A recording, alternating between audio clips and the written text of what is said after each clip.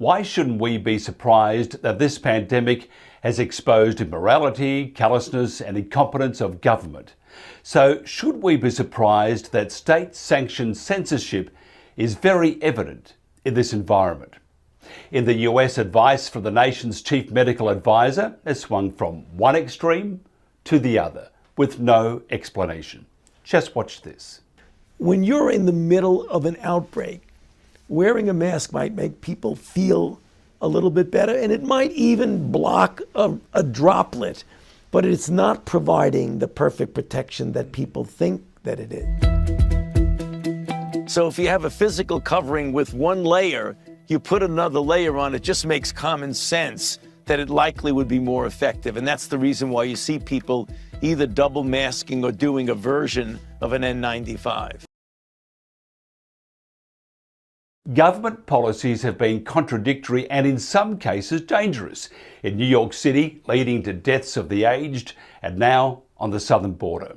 There's been manipulation of COVID-19 statistics and targeted suppression by big tech and mainstream media. In Australia, things are not much better. As in the US, there's been little accountability of government. Even in Victoria, where bungled hotel quarantine led to hundreds of deaths. No scientific evidence has been offered anywhere to justify widespread lockdowns and the trampling of individual freedoms.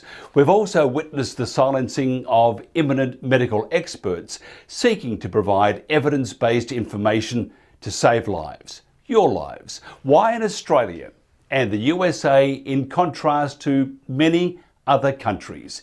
Is there no early treatment for COVID-19? And why aren't responsible members of the federal government and practicing experts not allowed to talk about it? And what's next? We can't ask questions about these new and very expensive vaccines. By the way, the bungling continues in Victoria. Victorian authorities have held crisis talks of the worsening United Kingdom mutant strain outbreak in Melbourne. And now there's a new lockdown.